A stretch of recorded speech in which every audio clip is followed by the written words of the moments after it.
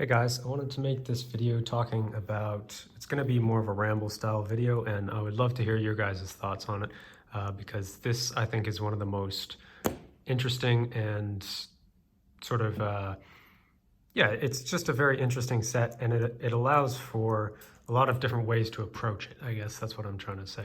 So I'm talking about Pi OLL, and we have the Diag CP, meaning if we do our standard alg, we'll get a Diag swap PLL. So there are a lot of ways to approach this case, and I want to just briefly talk about them. There's not one right answer. I think that's something that makes cubing interesting, is you get to sort of pick your solving style in a lot of different ways. And then I want to talk about the way I approach this set, which is something that I don't hear too many people do, and I think it's pretty good. So yeah, maybe you guys can let me know what you think, maybe why you do or don't like it. So going through some of the options for this, the first one is to learn the ZBLLs. Obviously, this is just one CP set, so there would be 12 of them. Back when I was looking into this case, which was a few years ago, people didn't love the algs for this set and for Pi ZBLL in general. I know Pi as a whole has gotten better. Maybe this set has gotten better too in terms of the algs that are available. I wouldn't know. You guys can let me know.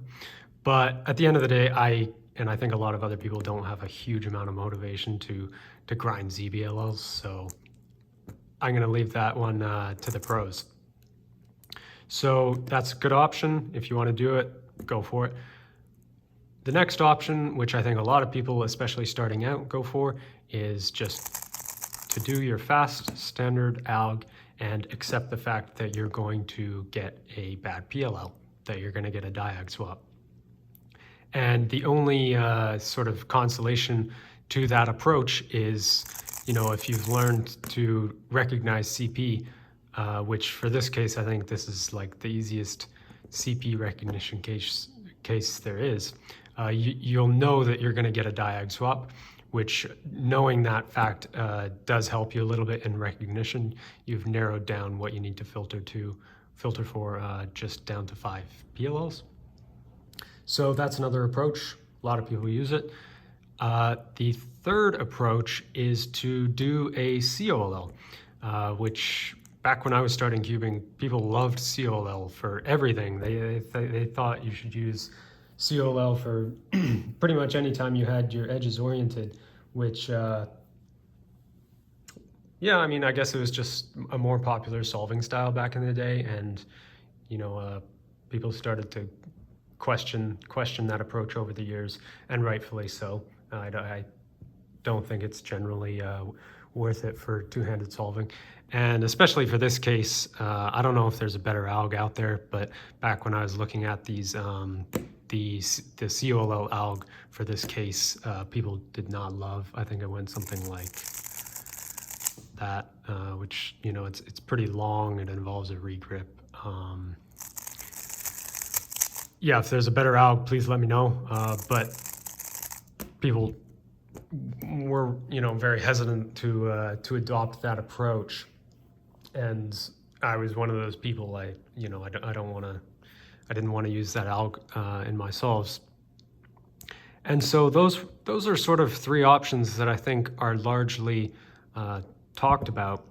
And I use a different approach that I don't hear many people talk about that often, and I think it's a pretty good approach. So I want to start out by talking about ranking the PLLs. So if the best PLLs are over here and the worst are over here, I would say we have the EPLLs over here, so H, Z, and U.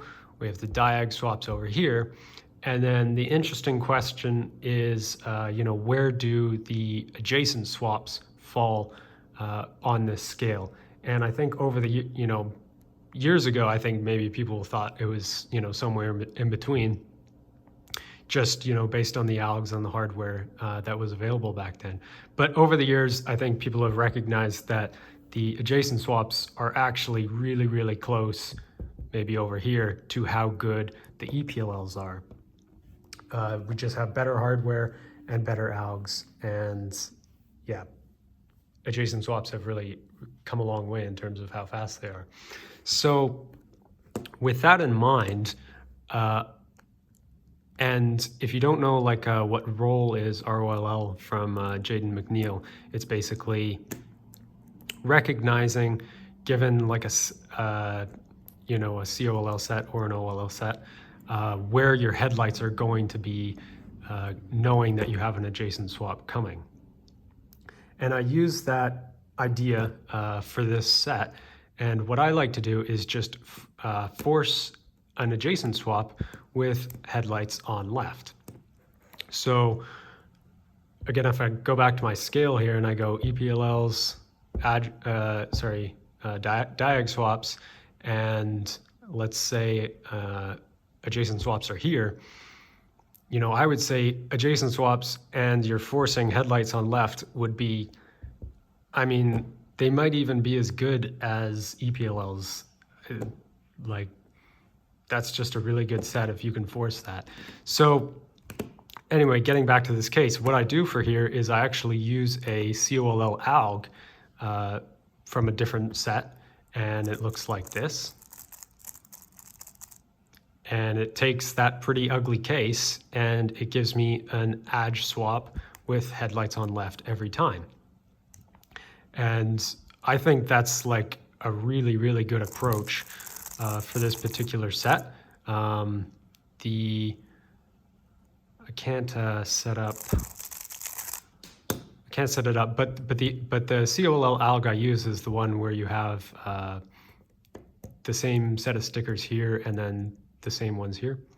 And so it's sort of this RUL alg that's pretty fast. And yeah, I think that's basically my approach, and I think it's a good approach, and it's basically follows the theory that edge PLLs are pretty darn good in today's era of cubing. And if you can know that you're getting an edge PLL and you can force the headlights to be on the left every time, that's virtually as good as an EPLL, if not just straight up as good. So it goes from having to do a really, really crappy COLL to one that's almost as fast as your standard, and it just forces really good cases. So I don't see too many people use this. Maybe they are, and I just don't hear about them. But let me know what you think of this idea, and yeah, I encourage you to try it out. And if you want to time these things, jperm.net, just select the alg you want, and try these different approaches. So do an average of 12 or 25, where you do the COLL every time, where you do the standard alg, and where you do like my approach, for instance, and force a edge swap with headlights on left. And actually, don't just guess what's best for you. Do an average with all of these approaches and figure out what's best for you. For me, yeah, that's the fastest approach. All right, thanks for watching.